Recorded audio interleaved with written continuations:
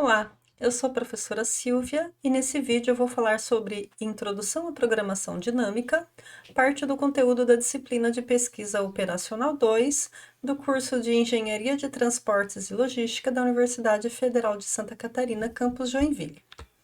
A programação dinâmica, também conhecida como PD, na verdade ela é uma técnica, para a construção de algoritmos que podem ser aplicados para resolver problemas, para qualquer tipo de problema que seja linear, não linear, inteiro ou não,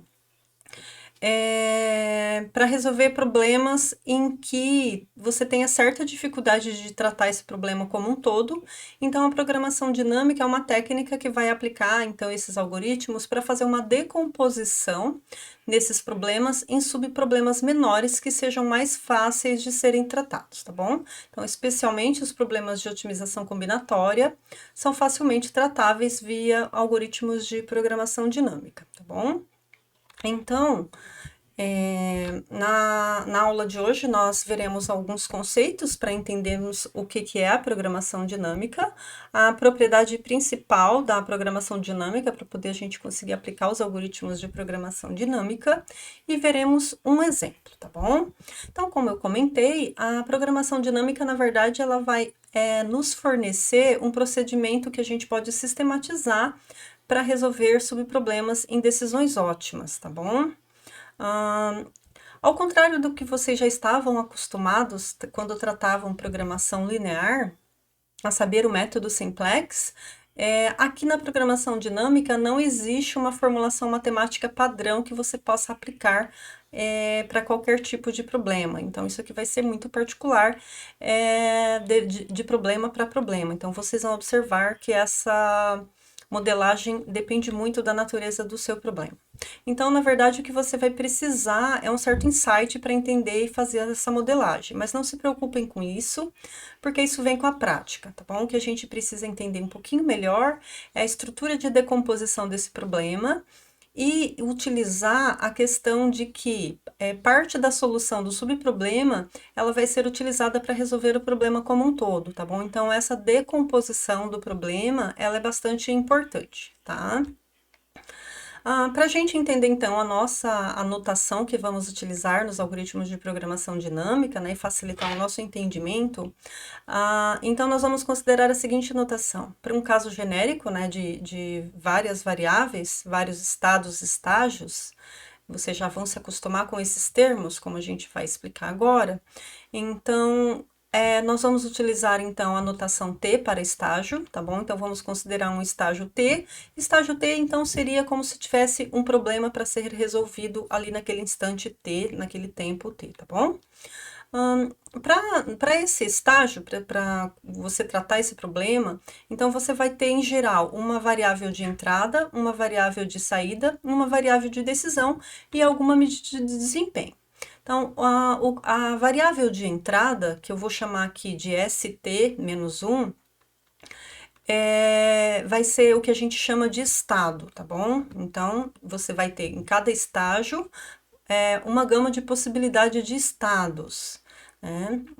Então, você vai ter um estado de entrada, você vai ter uma função de transformação aí nessa sua aplicação e vai ter um estado de saída. Então, observem que aqui eu defini, então, o estágio T, eu tenho uma entrada no instante T-1 e tenho uma saída para o instante T futuro, tá bom? Então, essa ideia de presente, passado e futuro aqui para a definição dos estágios, ela é muito importante, tá bom? E nós temos, então, uma variável de decisão, que influencia essa saída, tá? Então, dada essa entrada, a decisão sobre essa variável de decisão, ela também vai alterar essa saída, tá? E isso vai ser, é possível ser medido através de uma função de desempenho, que é o que a gente chama de função que mede a eficiência, O que a gente pode pensar aqui, como a gente já está acostumado lá em pesquisa operacional 1, a função objetivo, em que você pretende tornar eficiente essa função de modo a maximizar ou minimizar essa medida de desempenho, maximizando um lucro, minimizando um custo e assim por diante. A nossa notação, então, para essa medida de desempenho vai ser pela função f, Então, nós vamos considerar uma função f. Essa função f, então, como eu falei, ela vai ser alterada por dois parâmetros. O parâmetro de entrada, o st-1, ou seja, o estado anterior, e a variável de decisão naquele momento. Então, dependendo da variável de decisão e da entrada que você considerou, você tem então uma alteração nessa sua função de eficiência. Essas aqui são as notações que nós consideraremos então para fazer a modelagem de um problema de programação dinâmica, tá bom? E, em geral, essa função de transformação, né, porque eu estou considerando aqui, eu coloquei uma caixa para definir esse estágio, isso aqui vai depender muito do seu problema, tá bom? Então, nesse momento, nós não vamos nos preocupar com ela agora para definir essa função, mas essa função de transformação, ela vai depender também do valor de entrada da variável de decisão, tá bom? Então, ela vai transformar essa sua decisão, esse seu estado em uma saída, tá bom? Isso vai ser particular de problema para problema, mas no exemplo que nós vamos considerar, vocês já vão ter uma ideia do que é essa função de transformação. Então, ela está tomando uma entrada e está transformando em uma saída. Se você pensar em um processo, isso pode ser uma fabricação, transformar um produto em outro e assim por diante, tá bom? Então, essa função aqui vai ter uma cara para cada tipo de problema, tá? Então, basicamente, ela é o que mais muda de problema para problema, tá bom? Então, a gente pode pensar que quando você está aqui definindo um estágio N qualquer, então essa sua função de desempenho, né? Então, a gente pode pensar como sendo, então, a contribuição dos estágios a partir de N até N mais 1, ou o último estágio que você venha a considerar, tá bom? Então, se essa função ela é a contribuição desses estágios futuros com relação à função objetivo, se o seu sistema começar pelo estágio N, tá? Então, se esse estágio é o estágio inicial, então ela vai dar a sua contribuição futura, tá bom? Já vamos entender um pouquinho melhor isso. Então, a gente tem ali a contribuição anterior, a variável de saída e essa sua função de desempenho. Então, na programação dinâmica, como a gente está tentando resolver o nosso problema como um todo, o que a gente vai fazer é o seguinte: essa função de desempenho aqui, ela vai levar em consideração, porque a gente quer a solução do problema como um todo e não de apenas um subproblema. Então, essa função aqui, ela também deve levar em consideração não só o custo do estágio atual, mas também o custo futuro ótimo, no caso, quando você quer otimizar essa medida de desempenho. Então, é assim que nós vamos agregar os vários estágios ao estágio atual. Então, a gente tem, na verdade, N-1 estágios anteriores e N mais 1 estágios futuros, tá bom? Então, o princípio da otimalidade para programação dinâmica, como eu já vou colocar para vocês, ele diz o seguinte, né? A solução ótima no estágio atual, ela só depende da variável decisão e da decisão anterior, tá? Então, ela vai ser ótima para qualquer estado, independente das decisões anteriores, tá bom? Você sempre no estágio atual vai alcançar essa sua solução ótima. Aqui tem uma outra representação, né? Essa representação aqui eu não coloquei como sendo a caixinha ali retangular da transformação, mas eu coloquei num conceito de grafos, né? Por exemplo, né? Então, você tem aqui um nó representando o seu estágio N, e você tem o estado. O estado, então, é a variável Sn ali. Então, você tem uma função de desempenho que vai depender desse estado e dessa sua variável de decisão.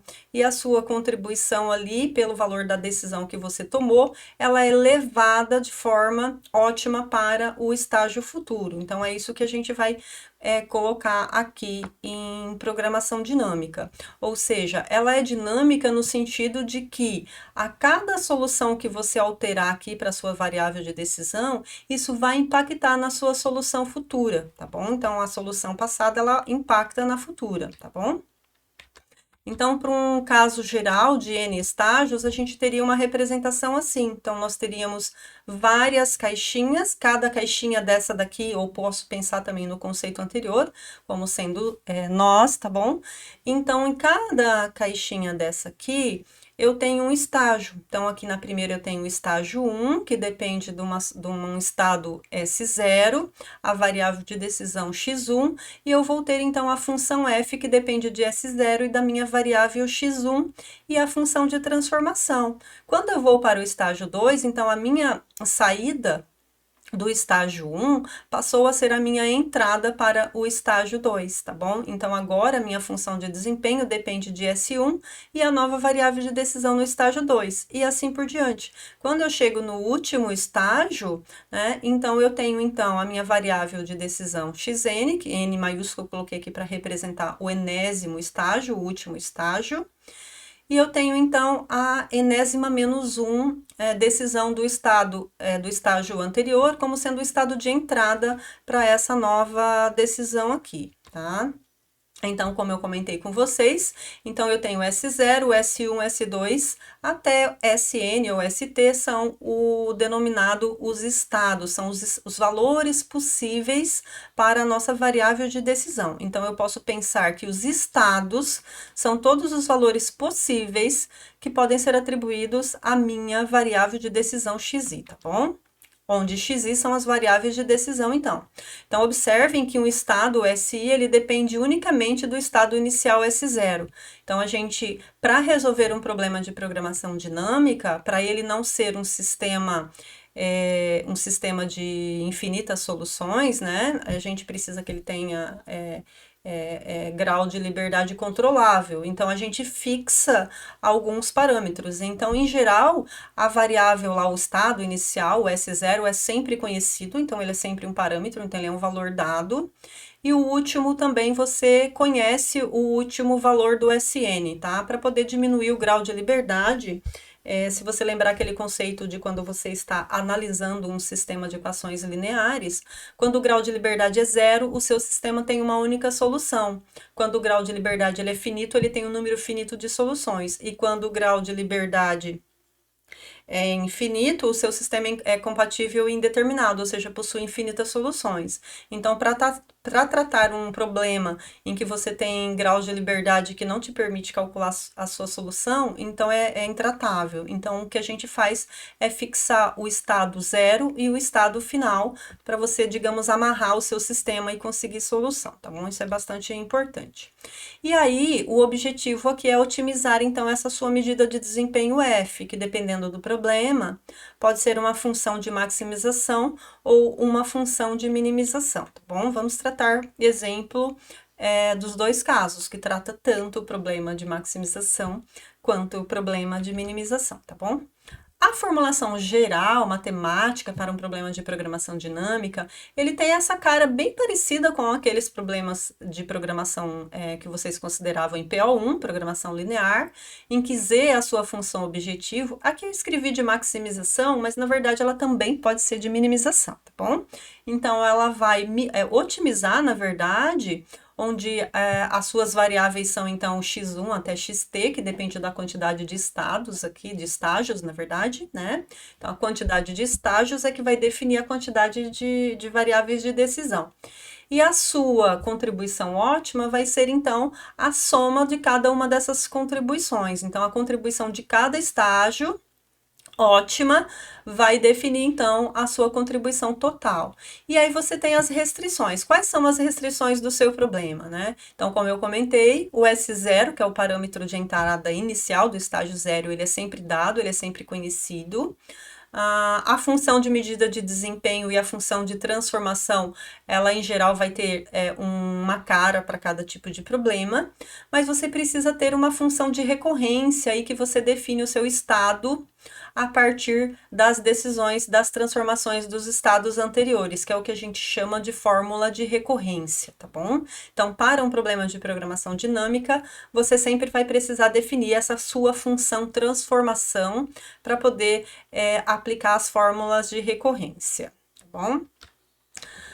Algumas observações, né? Como eu já tinha comentado rapidamente, existem muitos problemas que conseguem ser modelados via programação dinâmica, inclusive todos aqueles problemas que vocês trataram em programação linear, lá em PO1, via método simplex, tá bom? Então, também é possível resolver um problema linear qualquer de dimensão finita e número de restrições finitas e o número de variáveis finito, é possível também resolver via programação dinâmica. Obviamente que resolver via método simplex é muito mais natural para nós e muito mais prático e fácil, tá bom?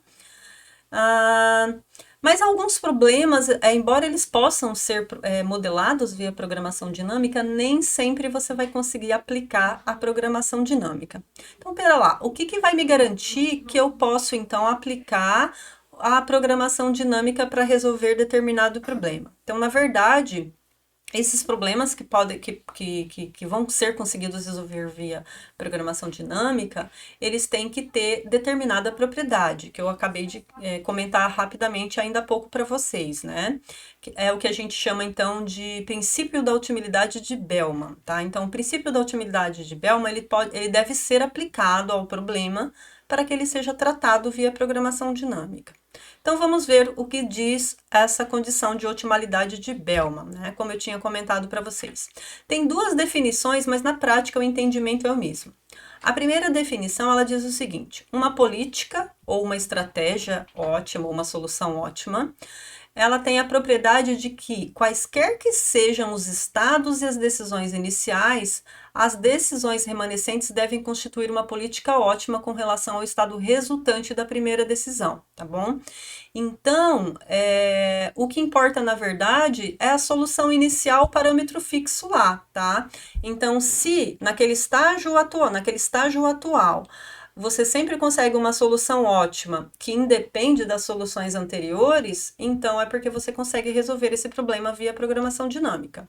Outra definição dessa mesma propriedade, ela fala assim: para dado um estado T, a solução ótima do seu problema nos estágios futuros, ou seja, de T até T mais 1, até o T final, olha, T grande é o T final aqui, tá bom? É independente das decisões feitas nos estágios anteriores. Então, você tem aqui estágio T, T menos 1 estágios anteriores e T mais 1 até T estágios futuros.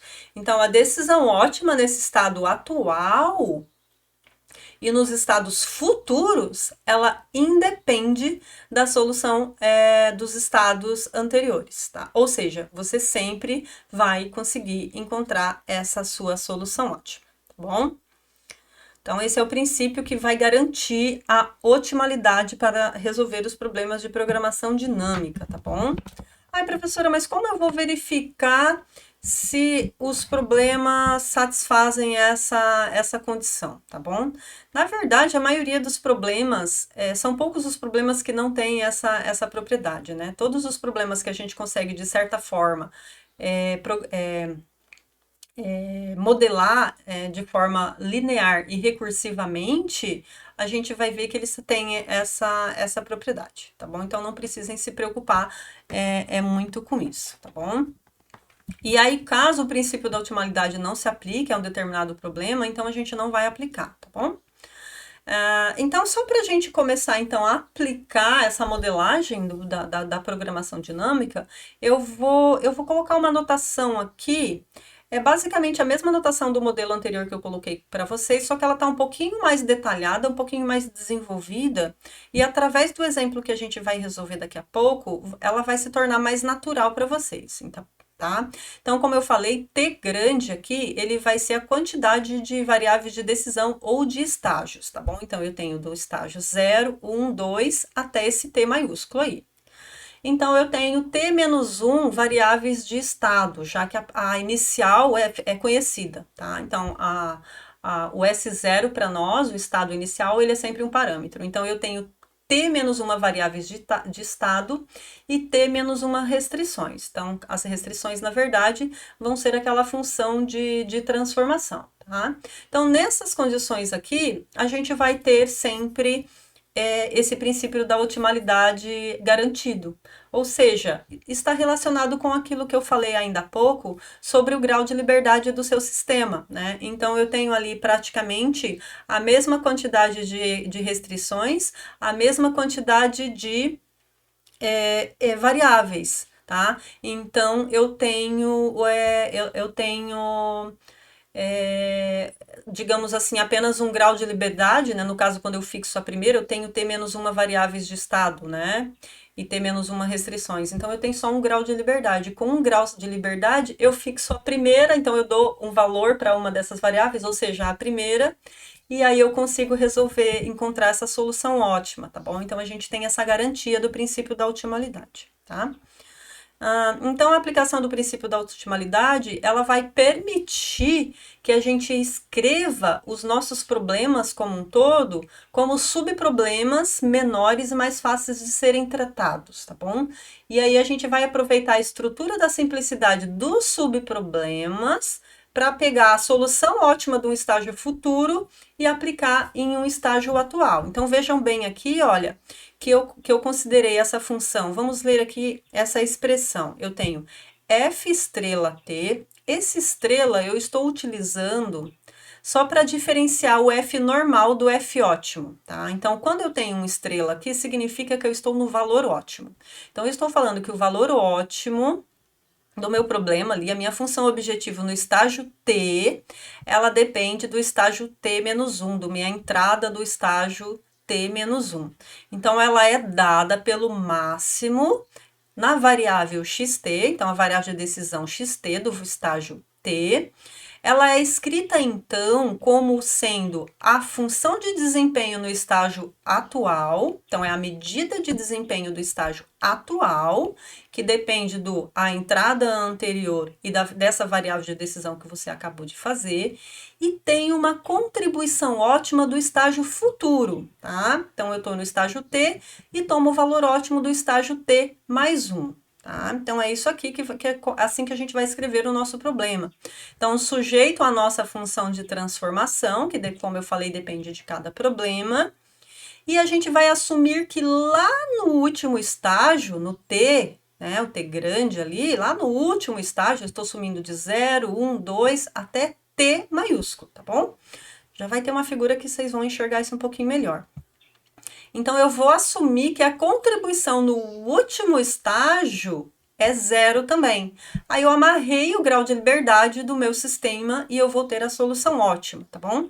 Então, os problemas de programação dinâmica que a gente vai considerar, todos eles vão ter essa característica. Então, eu vou estar procurando a solução ótima, que calcula a função de desempenho do estágio atual, acrescida à solução ótima do estágio imediatamente à frente, tá? E considerando então que a solução lá no último estágio ela é nula, tá? Então a contribuição no último estágio ela é nula. E eu também conheço o parâmetro de entrada S0, tá bom? Então aqui agora apareceu a minha figura. Então observem, ó, que eu estou de T igual a 0, né? Começo lá do estágio 0, tenho estágio 1, T1, T2 e vou até o último estágio XT lá. Então, o T maiúsculo indica para mim o último estágio, tá bom? O estágio T ali, tá? Então, observem que eu escrevi a minha função objetivo ótima como sendo uma função recursiva.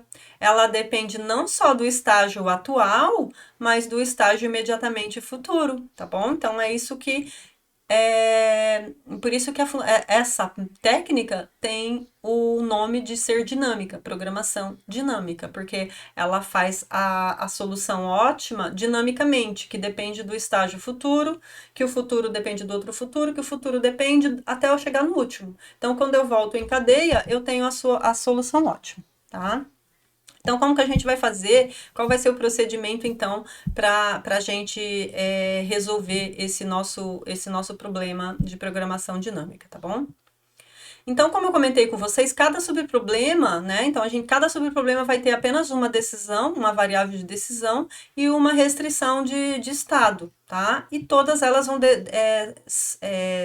embora a gente precisa resolver todas elas para encontrar o valor ótimo, resolver a combinação em cada estado é menor do que resolver a combinação de todos os estados do problema maior, tá bom? Então, a gente resolve aquilo ali e quando a gente for passar, né? Quando eu estou aqui, então, no estágio T, por exemplo, aqui no estágio 2, que eu estou resolvendo esse estágio, eu pego o ótimo do estado futuro. Então, quando eu for resolver do estágio 1, eu pego o ótimo do estágio 2, que por sua vez eu já usei do 3. Então, eu trago essas soluções em cadeia, eu não preciso resolvê-las novamente. Então, eu resolvo cada subproblema uma vez, trago o ótimo para o subproblema anterior, trago o ótimo para o problema anterior e assim por diante, tá bom? Então, aqui eu coloquei os passos, né, de um algoritmo básico para programação dinâmica, né? Então, a gente começa definindo os estágios, quantos são esses estágios, né? Aí você já vai saber, então, o que é a sua variável de decisão e quantas são essas variáveis de decisão, e os estados possíveis, ou seja, os estados possíveis são os valores possíveis para essas variáveis de decisão.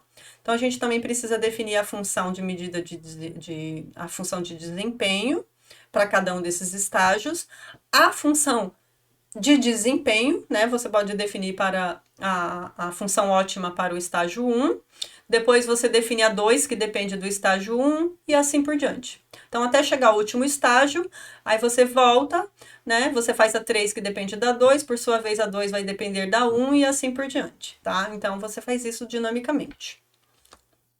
Então, para a gente entender um pouquinho melhor, nada melhor do que um exemplo, certo? Então, nós vamos considerar o primeiro exemplo, que é o problema do caminho mais curto, tá bom? Ah, eu não comentei, mas a teoria de programação dinâmica está em 3 dos nossos livros textos. A gente tem, deixa eu só ver aqui, a gente tem no Hillier, no Tarra e no Collin. O Hillier é o capítulo 10, o Tarra também é o capítulo 10. E o Collin, deixa eu só ver aqui que eu não me lembro de cabeça, o 17, tá? Depois eu deixo anotado para vocês. Então, o Collin é o capítulo 17, o Hillier e o Tarra é o capítulo 10, tá bom? Eu sugiro que vocês deem uma olhada, então, no Hillier e no Tarra para esse exemplo do caminho mínimo. No Hillier, ele é tratado como um problema de diligência. E no Tarra, ele é um problema de caminho mínimo, caminho mais curto, tá bom?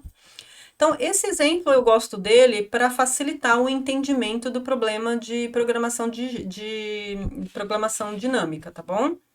Então, como eu comentei, no livro do Hillier, ele é considerado como o problema da diligência. Por isso que eu deixei aqui esse exemplo, eu tomei do livro do Hillier, tá? Então, na verdade, a situação é a seguinte. Você precisa sair de uma cidade A, e chegar a uma cidade J, tá? Percorrendo o caminho mais curto possível. Bom, nesse grafo aqui, nessa figura, eu coloquei, então, todas as cidades intermediárias em que existe caminho ligando da cidade A até a cidade J, tá bom? Então, por exemplo, a partir da cidade A, eu posso ir para a cidade B, C ou D, com um custo de 2, 4 ou 3, respectivamente. Da cidade B, eu posso alcançar a E com custo de 7, a F com custo de 4 e D com um custo de 6. E assim por diante. Por exemplo, a partir da cidade H, eu posso ir para a cidade J com um custo de 3. Eu estou falando custo aqui porque a nossa medida de desempenho, em geral, ela associa um custo. Mas esse custo ele pode ser pensado como sendo uma distância ou como sendo um tempo, ou qualquer outra medida de eficiência que você possa considerar, tá bom? Então, embora o ponto de partida aqui, a cidade A, ela esteja fixa e o destino J também estejam fixo, ou seja, olha, eu amarrei o estado inicial e amarrei o estado final, tá? Então, eu fixei o meu sistema aí. Eu tenho uma gama grande de possibilidades de caminhos a seguir, né? Por exemplo, eu poderia ir de A, B, E, H e J, A, C, E, H e J e assim por diante. Então, na verdade, esse problema aqui, ele é um problema combinatório, existem uma grande possibilidade de caminhos a ser seguido, e eu quero a solução ótima, ou seja, a solução de caminho mínimo. Obviamente que como o problema nosso aqui é um problema pequeno, um problema didático, utilizado meramente para fins didáticos de entendimento do método, ele pode ser resolvido exaustivamente, ou seja, você pode indicar todos os caminhos possíveis, calcular a distância D e J de percorrer o arco I até o arco J, né, para esse caminho percorrido, e escolher a melhor opção. Obviamente que essa não é uma tarefa muito tranquila de se fazer, né? Nesse caso aqui, acho que a gente tem pelo menos 18 soluções, se eu não me engano. E analisar cada uma delas pode ser um problema, né? Então, isso que a gente está considerando é um problema com 3, 6, 9, 10 nós, né? Um problema com 50, 100 nós, isso seria já inviável, mesmo que computacionalmente você tentasse enumerar todas essas soluções, avaliá-las e escolher a melhor, tá bom? Uma outra possibilidade que pode ocorrer é você tentar resolver esse problema de forma gulosa, né? O que a gente chama de algoritmo guloso, como vocês vão ver lá na pesquisa operacional 3, em que você a partir do estado atual do nó que você se encontra, você parte para o nó mais próximo, tá bom? Então, nesse caso aqui, eu posso sair do nó A. Então, o próximo passo aqui, eu vou passar pela cidade B, C ou D, eu preciso passar por uma dessas cidades. Então, eu escolho a cidade B, que possui o menor custo, que é 2. A partir de B, o menor custo é o 4, indo para a cidade F. E a partir de F, o menor custo é 3, indo para a cidade I.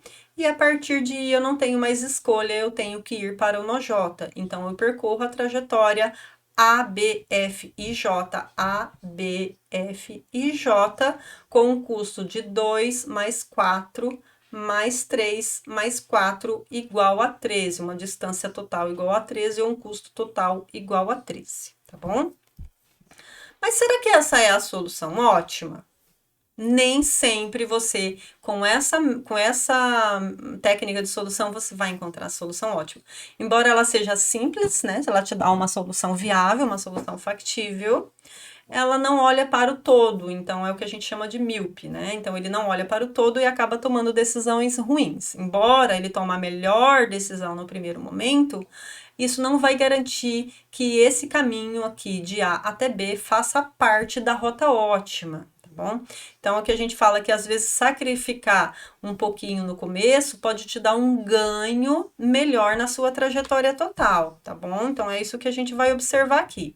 Então, se você observar, olha, por exemplo, ao invés de eu tomar o caminho AB, aqui, se eu tomar, por exemplo, o caminho AD, né? Então, eu deixo de ir de A, B, C e agora eu vou por ADF, embora o custo de A até D seja 3 e o custo de A até B seja 2, ou seja, eu estraguei um pouquinho aqui esse meu começo, no final eu tenho então uma solução mais atrativa do que a solução anterior, né? Agora eu tenho uma solução de 3 mais 1, mais 3, mais 4, igual a 11, tá? Então, nesse caso aqui, eu tenho uma solução mais interessante, tá bom? Mas eu não posso usar uma metodologia de tentativa e erro para resolver um problema. A gente quer uma técnica que funcione, que você aplique e você tenha certeza que você encontrou a solução ótima, tá? Então, a gente já viu que exaustivamente ele vai te dar a solução ótima, mas o custo computacional, dependendo do seu problema, faz com que esse método seja inviável, tá bom? O método guloso não vai convergir para uma solução ótima. Tentativa e erro, eu não sei quanto tempo também isso pode me levar, tá bom? Então, o que a gente vai fazer é recorrer à programação dinâmica, já que a gente tem aqui 18 rotas diferentes para analisar. Eu não vou ficar analisando todas elas, tá bom? Então, a gente vai aplicar a programação dinâmica para tentar resolver esse problema. Então, o que a gente precisa segundo aquele algoritmo que eu coloquei para vocês, é definir quantos estados eu tenho, quantos estágios, ou seja, quantas variáveis de decisão e quais os valores possíveis para ela, e assim por diante, tá bom? Então, a gente vai transformar o nosso problema em subproblemas, vai resolver cada um desses subproblemas e usar a solução ótima desses subproblemas recursivamente para encontrar a solução ótima como um todo, tá bom? Depois vocês dão uma lida nesse texto aqui, eu coloquei mais para estudo de vocês, mas basicamente o que está escrito aqui é o que eu vou falar conforme eu for explicando aqui para vocês. Então, quando vocês estiverem estudando sozinhos, deem uma boa lida nesses slides, que estão basicamente baseados ali no Hillier e no Tarra, tá bom? Então, eu vou passando aqui. Então, vamos lá. Para a gente decompor esse nosso problema em subproblemas, então a gente precisa olhar para esse problema e enxergar quais são esses nossos subproblemas. Então, o primeiro passo é definir os estágios, ou seja, quantas decisões eu preciso tomar. Então, eu preciso tomar uma decisão a partir do nó A, se eu vou para a cidade B, C ou D. A partir daqui, eu tenho que tomar uma outra decisão, ir para E, F ou G. E a partir dessa solução, ou seja, desse estado, eu vou para H ou para I e ali para o final, que é a última opção. Então, observem que eu tenho que tomar uma decisão, duas, três decisões e a última basicamente já é tomada para mim. Então, a decisão inicial é o A que já é definido, parâmetro de entrada inicial, e o final é definido, tá bom? Então, assim, a gente vai definir então os estágios como sendo essas quantidades de decisões que a gente precisa tomar. Então, eu tenho aqui, na verdade, 4 decisões para tomar.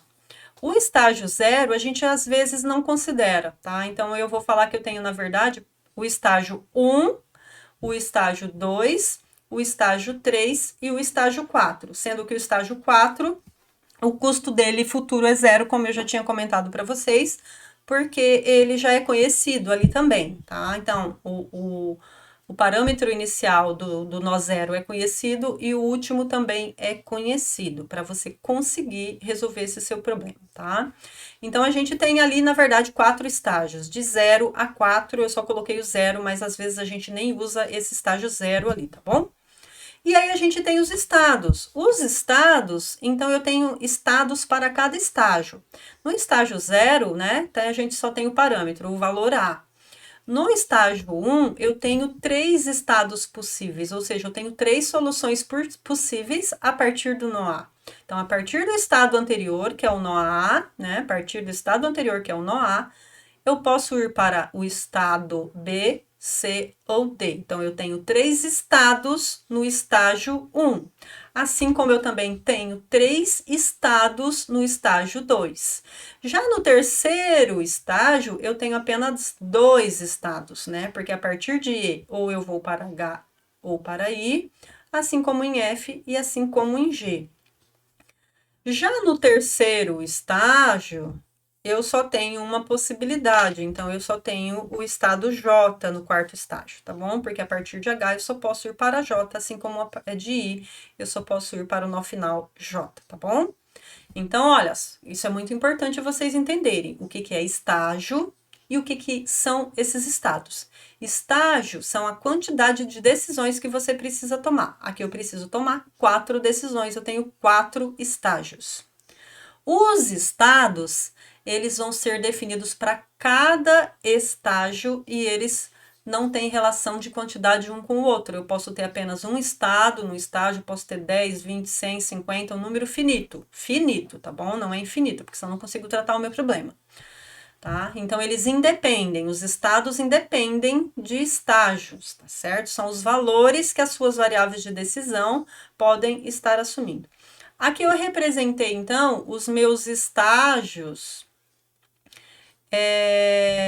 por esses nós de ligação aqui, e os estados, então, tá sendo as letrinhas dentro desses nós de ligação, tá bom? Então, cada estado é representado por uma letra, em volta por um círculo, e a direção do percurso é sempre da esquerda para a direita nesse diagrama, porque a gente está considerando que vai sair do nó A e vai lá para o nó final, tá bom?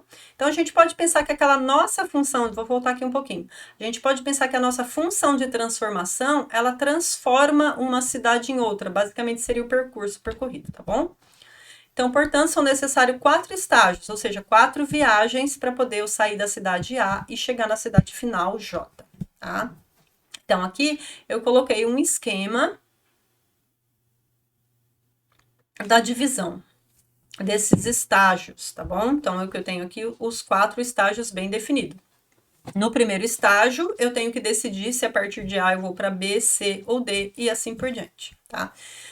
Eu vou explicar a solução desse problema graficamente para a gente construir a ideia do formalismo da programação dinâmica, mas na verdade o que a gente vai estar interessado depois é aplicar isso algoritmicamente, ou seja, ou a gente vai escrever um código para resolver esses tipos de problema, ou a gente vai usar planilhas para sistematizar a solução desses problemas, tá bom? Então, só para a gente entender, eu coloquei esse esquema aqui, tá? Então, observem que pelo princípio da otimalidade de Bellman, eu defino esses estágios, né? Então a gente tem definido aqui 4 estágios, né? Bem definidos, os 4 problemas a gente consegue enxergar em separado cada um desses problemas. E o que a gente vai ter que fazer é resolver esses problemas separadamente, tá? Então eu vou resolver cada um desses problemas sem pensar na otimalidade e depois eu explico já com o conceito da otimalidade envolvido, tá bom? Então, como eu tinha comentado com vocês, eu vou ter uma avaliação para cada estágio, tá? Então, F1 vai analisar o estágio 1, F2 o estágio 2, F3 o estágio 3 e F4 o estágio 4, ou seja, a medida de desempenho do valor da decisão que eu tomei em cada um desses estados possíveis, nesses estágios, tá bom? Eu só repeti aqui o F1, porque o F1 ele é uma saída no estágio 1, mas ele é uma entrada no estágio 2. O estágio 2 é uma saída no estágio 2, mas ele é uma entrada no estágio 3, e assim por diante. Então, por isso que eu repeti aqui do lado direito e do lado esquerdo, tá bom? Então, observem que para resolver o subproblema 1, ali no estágio 1, ou eu vou para o nó, a solução para ir para o nó 2, para o nó B, desculpa, a solução ótima é 2.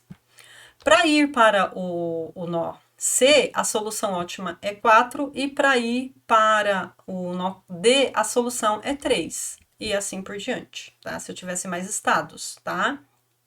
Então, eu vou repetir esses valores que eu encontrei para a entrada do estágio futuro, tá? Para eu não precisar recalcular quando eu for analisar a próxima tomada de decisão. Agora, no estágio 2, quando eu vou resolver o problema aqui no estágio 2, para ir para o nó E, por exemplo, eu tenho que considerar que eu não sei qual era o estágio que eu estava anteriormente. Eu não sei se eu tomei a decisão B, C ou D aqui no estágio anterior, tá bom? Então, em tese, eu teria que calcular cada uma delas e escolher a melhor opção, tá? Então, assumindo que eu saí lá do nó A, eu já tenho um custo de 2 calculado aqui, se eu fosse diretamente do nó B para a cidade E, eu teria um custo de 7 mais 2, que é 9, tá bom? Mas se eu viesse da cidade C, por exemplo, eu teria 4 mais 3, que é 7. Então, 7 mais 2, 9, 4 mais 3, 7. Esse aqui é mais interessante. E se eu for do nó D, eu teria, então, um custo de 4 mais 3, 7 também. Então, eu teria, na verdade, o F2... aí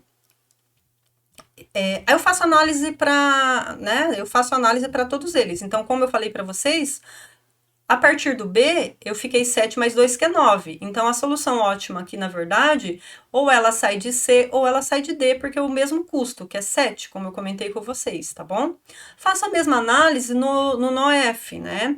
No nó F, se eu venho do nó B, eu tenho, então, 2 mais 4, que é 6. Se eu venho do nó C, eu tenho 4 mais 2, que também é 6. E se eu venho do nó D, eu tenho 3 mais 1, que é 4, tá bom? Então, 3 mais 1, 4, essa daqui é a solução ótima. Então, eu vou anotar a solução ótima, que o F2 ótimo no nó F é 4, vindo do nó D, que já acumulou o custo anterior do estágio anterior ótimo, tá bom? Fazendo a mesma análise no nó G, observem que se eu venho pelo nó B, eu tenho 2 mais 6, 8.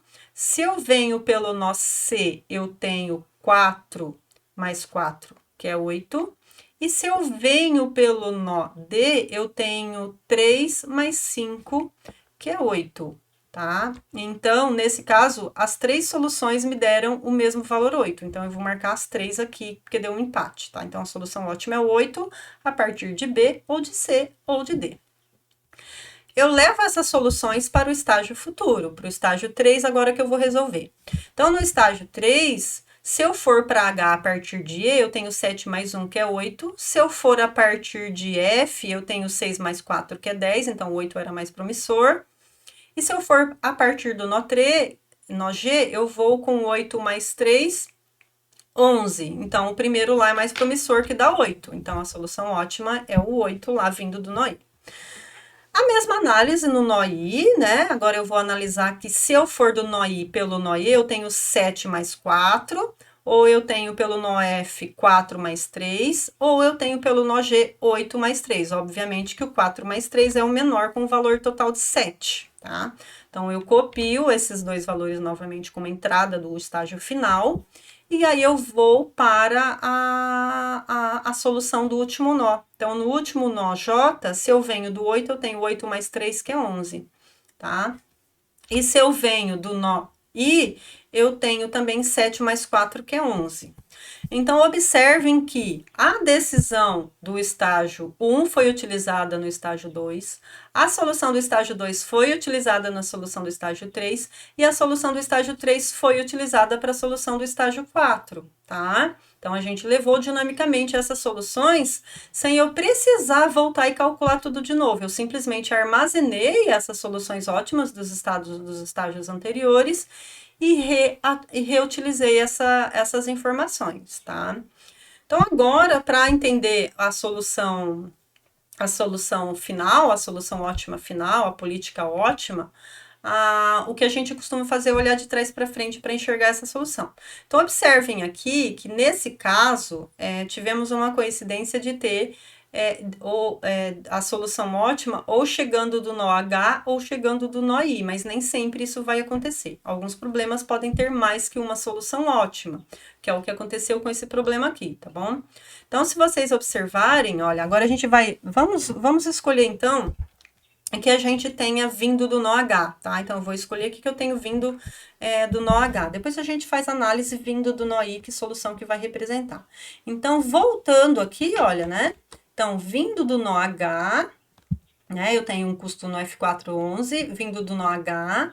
Do nó H, eu tenho que vir para um custo de 8, que veio do nó E. Do nó E, eu tenho duas possibilidades com o mesmo custo, ou vindo do nó C ou do nó D. Então, eu vou analisar o nó C primeiro. Então, a partir de C, ele veio do nó A. Então, eu tenho a solução ACEHJ com um custo de 11, tá?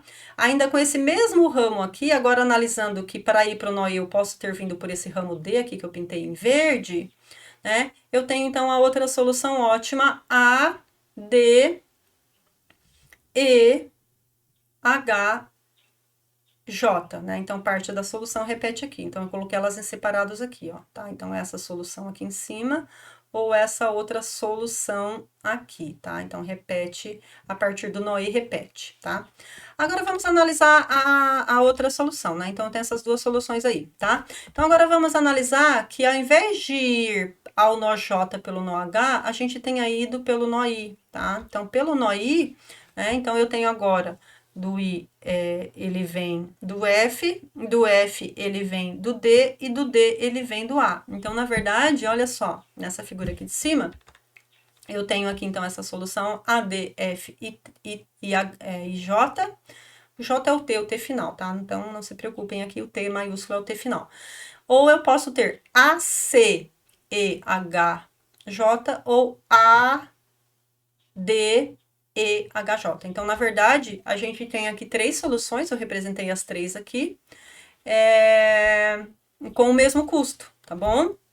Então, observem que a gente utilizou as informações a partir do nó inicial para calcular, e depois, para encontrar a solução ótima, a gente voltou de trás para frente, pegando o ótimo final que você utilizou para calcular em cadeia ali, tá bom? Então, observem que esse número que eu coloquei aqui em cima, ó, perto dos estados, ele já está levando em consideração o custo resultante dali até o final. Então, olha, por exemplo, aqui, ó, para ir do H até o J, por esse caminho, é um custo de 3. Para ir do E até o J, o custo é 4. E para ir do B até o J, o custo é 11, tá? Aqui ele não tem solução ótima, então eu não coloquei. E aqui, por exemplo, já do nó A, por exemplo, ó, ele já tem o custo de 11 para ir para o nó J e todas as possibilidades de caminho possível que a gente encontrou aqui, tá? Então, assim, a programação dinâmica, ela vai ter essa ideia, tá? Então, você precisa definir quais são os seus estágios, ou seja, quantas decisões você precisa tomar. Dentro dessas decisões, né, os estados possíveis, ou seja, quais são as possibilidades de resposta que você tem para essa sua variável de decisão. Aplicar isso recursivamente a partir de um estágio inicial e utilizando aquela solução ótima para o estágio futuro e assim por diante, tá bom? Então, se o seu problema, ele tem o parâmetro inicial e tem o parâmetro final conhecido, se essa quantidade de restrições é finita, ou seja, essas variáveis são finitas, o número de variáveis finito, o número de estados finitos, você sempre vai encontrar a solução ótima. Em alguns problemas, você vai se deparar com essa surpresa de ter várias soluções ótimas, tá bom? Mas não se preocupem de ter que identificar cada uma delas, tá? Então, num problema desse daqui, por exemplo, se você desse para mim só uma dessas soluções que a gente identificou aqui, ele já estaria correto, não precisaria você identificar todas elas, tá bom? Então, não se preocupem com isso, né? Então, como eu comentei com vocês, essa função estrela, essa f estrela aqui, ela tá dando, então, a solução ótima. Então, a gente pode pensar aqui esse 11 como sendo o F1 estrela. Então, o F1 estrela vale 11, o F1 utilizou o F2 estrela, o F2 estrela utilizou o F3 estrela e o F3 estrela utilizou o F4 estrela e assim por diante, tá? Então, o que a gente precisa fazer é encontrar a solução ótima em cada um dos estágios, onde a solução ótima, ela depende do valor do estágio atual, ou seja, o estado possível e a solução e a variável de decisão tomada, mas ele leva em consideração recursivamente também o valor ótimo do estágio seguinte, tá bom? Então, a nossa fórmula de recursão aqui, na função ótima, ela usa, então, o estágio atual e o ótimo do estágio imediatamente futuro, tá? Ou seja, o n mais 1, tá? Então, depende do estágio, do estado anterior, à decisão que você está tomando naquele momento, e o ótimo do futuro, do passo seguinte, tá bom? Então, é o que a gente chama de custo atual e custo futuro. Então, vocês vão observar que a gente vai utilizar bastante essa expressão. Olha, calcula o custo atual e calcula o custo futuro. E o custo ótimo vai ser o menor de todas essas possibilidades aqui, tá bom? Então, a gente não pode se esquecer disso daqui, tá? Então, esse F estrela ótimo aqui, ele vai estar levando em consideração esse custo atual e custo futuro ótimo. A gente não pode se esquecer disso, tá? E aí a gente vem recursivamente de trás para frente, já calculando do último para os anteriores, para poder, se eu tenho o ótimo o ótimo do 4, eu consigo calcular o ótimo do 3, que por sua vez eu consigo calcular o ótimo do 2, que por sua vez eu consigo calcular o ótimo do 1. Então, quando eu chego no ótimo do 1, eu já vou ter utilizados os ótimos futuros todos. Então, o F1 estrela ótimo é a minha solução final para o meu problema, tá? Então, é isso que a gente tem que lembrar. E outra coisa, né? Não posso esquecer, então, que o parâmetro inicial, até deixei destacado aqui S0 igual a A em verde, ele é conhecido, e o final também é conhecido, então não tem custo futuro. Então, a gente sempre lembra que o F estrela último, no estágio último, é sempre 0 para poder ser cumprido o princípio da ultimalidade de Bellman e a gente conseguir resolver o nosso problema via programação dinâmica, tá bom? E aí, aqui, só para colocar aqui no esquema da notação da nossa função, eu mostrei para vocês graficamente. Mas a gente não vai estar tratando os nossos problemas graficamente, a gente vai estar tratando analiticamente. Então, eu vou explicar para vocês agora o entendimento de como que você vai resolver esse problema analiticamente, com essas fórmulas de recorrência, encontrando o máximo, encontrando o mínimo quando necessário, e assim por diante, tá bom? Então, né, do mesmo jeito que eu escrevi ali os nossos estágios no nosso grafo, eu vou escrever agora nesse esquema de caixinhas, né, de caixinhas aqui, que tá me dando o fluxograma desses estágios. Eu estou colocando aqui uma representação em série, porque é como se fosse sequencial, e o estágio anterior implica no atual, que implica no futuro, em série e assim por diante, tá bom? Mas também é possível aplicar a programação dinâmica em problemas não seriais, paralelos e combinação de serial com paralelo, como a gente vai ver mais pra frente, tá bom? Então aqui, ó, só pra gente entender a notação que a gente está utilizando. Então, olha, na criação do estágio 1, a gente observa que a variável x1 ela pode ser B, C ou D, tá? Então, a gente pode dizer, então, que os nossos estados S1 são os valores B, C ou D. Então, eu tenho 3 estados possíveis no estágio 1, tá bom? O estágio inicial S0A é conhecido e o valor de x1 pode ser qualquer um desses valores, tá? Então, o valor F1, né, o F1 nesse caso aqui, ele é calculado, então, para o valor que assume. Se for o valor B, é 2, se for o valor C, é 4, e se for o valor D, é 3, né, como a gente tinha feito ali. Aqui eu só estou registrando analiticamente, tá? Para o estágio 2, né, para o estágio 2 agora, então, a partir do estágio 2, vai depender de qual nó eu estiver. Se eu estiver no nó B, no nó C ou no nó D, eu tenho 3 possibilidades, e elas são as mesmas porque o nosso grafo aqui ele é completo, ele existe caminho do nó imediatamente anterior para todos os nós imediatamente futuros, tá? Então, o nó imediatamente futuro, ele recebe ligação de todos os nós imediatamente anteriores que ele, nesse caso que a gente está considerando, tá bom? Então, observem aqui que o S2, né, por exemplo, a partir do nó C eu posso ir para E, F ou G, mas a partir do D também eu posso ir para qualquer um deles. Então, os meus estados possíveis aqui é o E, F, G.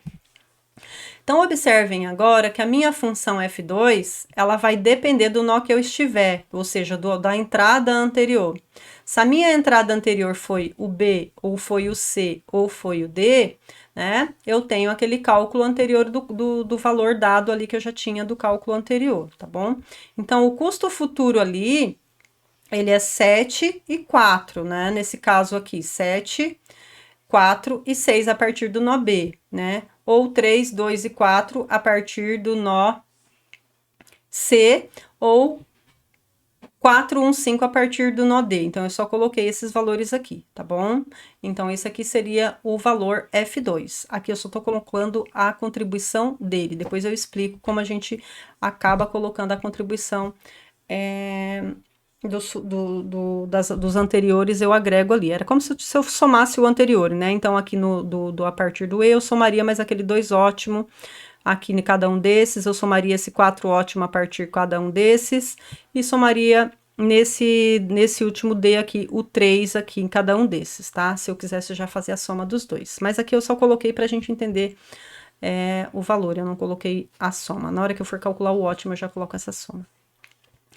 No estágio 3, a mesma coisa, a partir do nó 3, eu posso ir para H ou para I, a partir do nó F, por exemplo, mas a mesma coisa acontece do nó E e do nó G. Então, o S3, ele pode assumir os estados HI, desculpa, eu tenho 2 estados possíveis aqui, tá? E da mesma coisa, eu coloquei os custos aqui, depende. Se eu tiver no nó E, eu tenho agora indo para H ou para I com custo de 1 ou 4. A partir do nó F, eu vou para H ou I com um custo de 6 ou 3. Desculpa, deixa eu ver, F, 6 ou 3, tá aqui. Ou eu vou do nó G para o nó H ou para o nó I com um custo de 3 e 3, que foi o que eu coloquei aqui, tá? Então, aqui, se eu quisesse agregar a solução do anterior, eu colocaria a partir do nó E aqui, né? A partir do nó E, eu pegaria a combinação do nó E aqui, a combinação ótima desses casos anteriores e assim por diante. E por fim, a última, né? A última agora eu só tenho o estado possível J. A partir de H ou I, eu só posso ir para o estágio final. O estado final é J, tá bom? Então, nesse caso aqui, agora eu venho de trás para frente, olhando de trás para frente com essas informações, e a gente consegue identificar a nossa solução ótima, tá bom? Né? Lembrando que o estado futuro, ele tem custo nulo, tá? Então, o estado futuro tem um custo nulo aqui nesse caso. Então, olha só, Com essas informações, olha só, o que eu fiz aqui? Eu estou destacando algumas cores. Olha, se você observar esse slide para o próximo slide, eu destaquei algumas cores aqui, tá?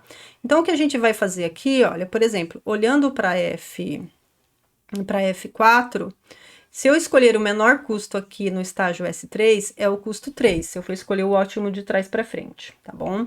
Então, eu vou escolher o custo ótimo de 3, quando o S3 é H, tá?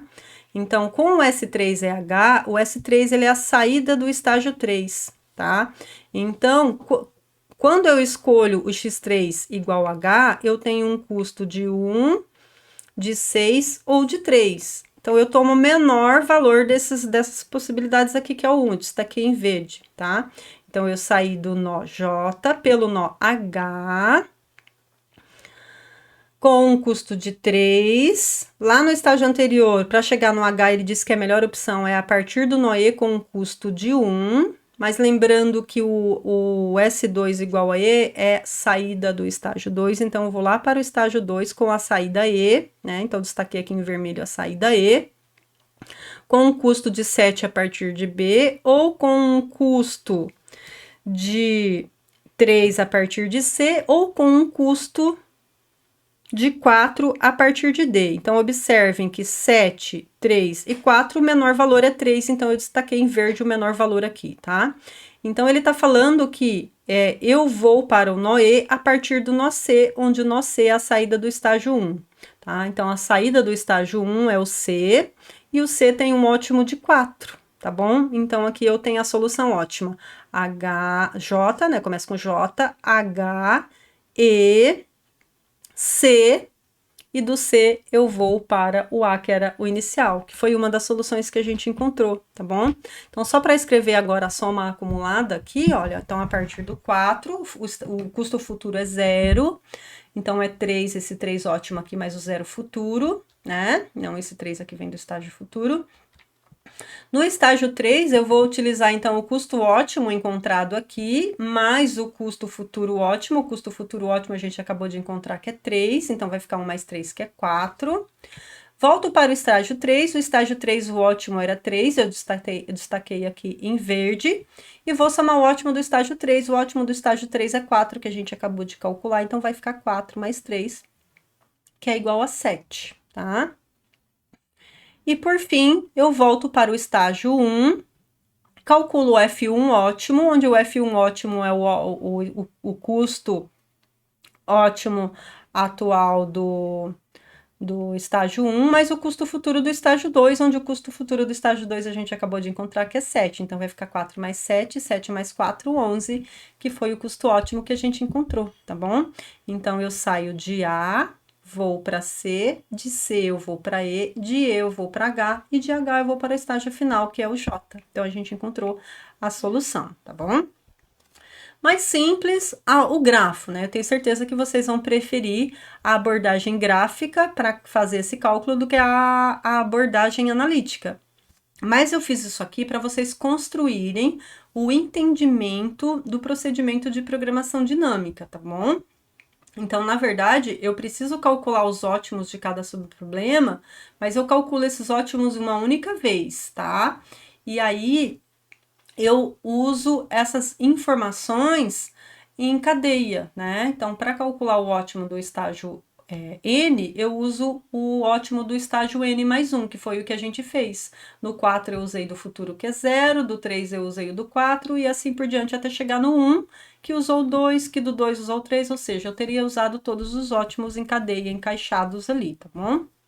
Então, foi isso que a gente fez, e a gente acaba encontrando aqui, por exemplo, para essa solução que eu interpretei para vocês, essa solução ótima, tá? Se a gente for olhar com um pouquinho mais de cuidado, a gente consegue enxergar as outras, mas eu não vou perder tempo com isso agora, tá bom? Então, sempre com o nosso F1 estrela ali igual a 11, né? Já calculando o acumulado ali, tá bom? Então, eu vou finalizar aqui essa parte desse vídeo, porque eu acho que eu nem vi quanto tempo deu, eu não marquei quanto tempo deu, eu falei bastante, porque eu quis explicar bem detalhado. E para o próximo vídeo, nós vamos voltar para esse exemplo, né? Só que a gente vai tratá-lo agora utilizando uma planilha para fazer todos esses cálculos para gente. E aí a gente consegue generalizar quando a gente for resolver um outro problema qualquer com essa características, tá? Tomando cuidado, é claro, de que vai depender da quantidade de estados e estágios, tá bom? Mas a cara do problema vai ser basicamente a mesma, tá bom? Então, obrigada por terem chegado até aqui e até o próximo vídeo. Tchau, tchau.